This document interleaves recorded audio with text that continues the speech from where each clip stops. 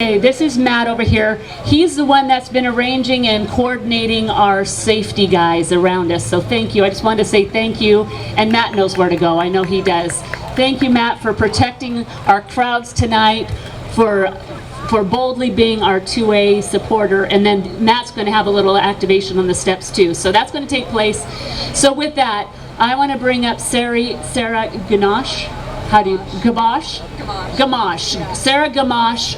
And I had originally was going to have her husband speak today. His name is Caleb. He's a freedom fighter, a soldier, and they're also small business owners.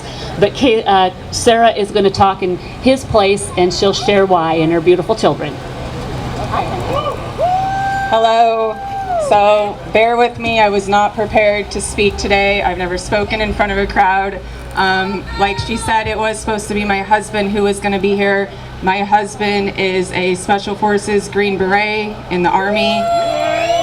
Thank you to all the men and women who have served our country and to my husband.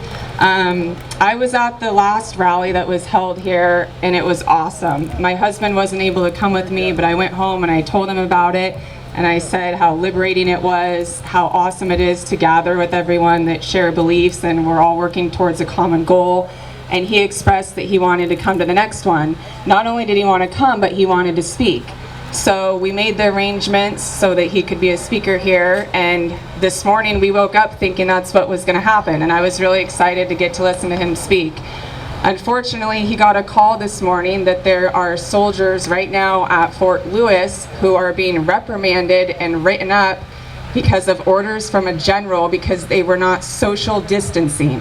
So they were on post in groups of more than 5, and they got in trouble for it because they weren't maintaining the 6-foot rule.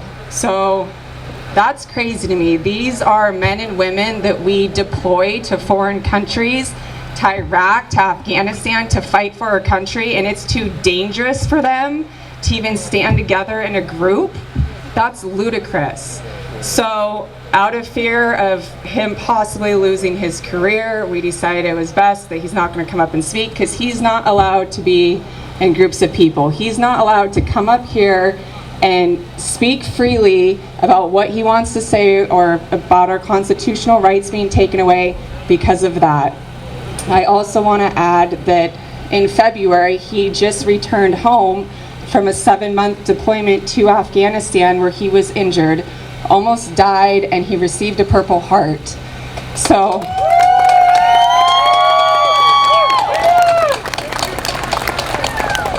you can imagine what it's like to go through 7 months of that, fighting, being in firefights. I mean, what he does in the Army, like, it was pretty action-packed deployment. So fighting for our freedom every day for 7 months, and this was just one of his many deployments he's had over the 16 years, to come back to the United States to where he's being told he can't even go get a gallon of milk from the store because it's too dangerous, because we can't go on our family vacation to Disneyland that we were supposed to go to because of some made up, numbers, because the media is instilling fear in us.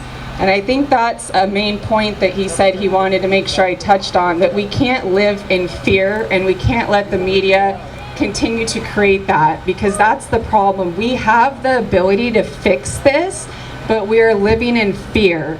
There are businesses, if we just all opened up our businesses, we could beat this, but people are scared.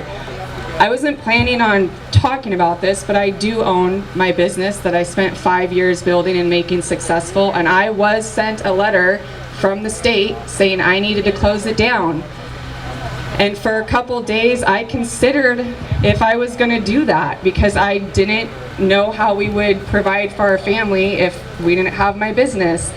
And the more I thought about it, the more I thought, no, I'm not doing that, because people like my husband and the men and women that fought for our freedoms, don't you think they were scared when he's in Afghanistan in a firefight? He's scared. You bet his ass he's scared. So who am I to say, oh, I'm too scared to open my own business? No, I wasn't going to do it. So my business is still open. It's going to stay open. And I encourage everyone else who own businesses that you need to open your businesses too. We cannot throw away our freedoms that were fought for by men and women who put their lives on the line. That's the main message I want to share. Also, I know there's a lot of people out there that they want to make a difference, they just don't know how. And I think the number one thing that I want to emphasize is the importance of voting. I'm going to embarrassingly admit that I have not voted before, but this year is going to be my first year voting, and I'm going to vote every year for the rest of my life.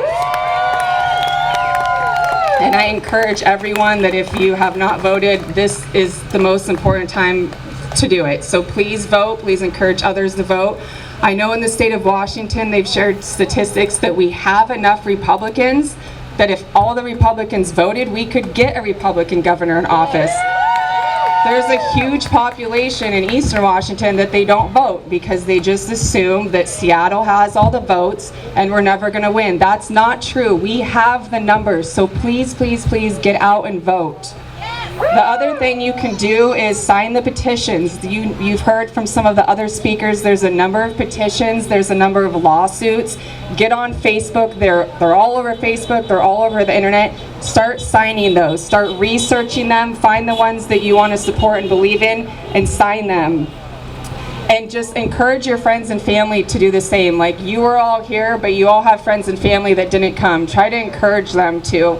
I've been very, very vocal over the past few months, especially on my social media and on my Facebook. I'm constantly posting like articles that I find. I'm trying to, put out good information because there's a lot of bad information that gets put out.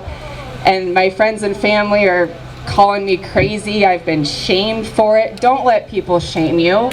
Don't let them do that. Some of my best friends have asked me, like, why are you so passionate about this? I say I'm passionate about this because for 7 months, I tucked this little boy into bed almost every night with him crying because he was scared Daddy was gonna get killed by a bad guy when he was in Afghanistan. So I'm doing it because there are men and women that fought for our freedoms, died for our freedoms, and I'll be damned if I have some governor like Inslee take it away.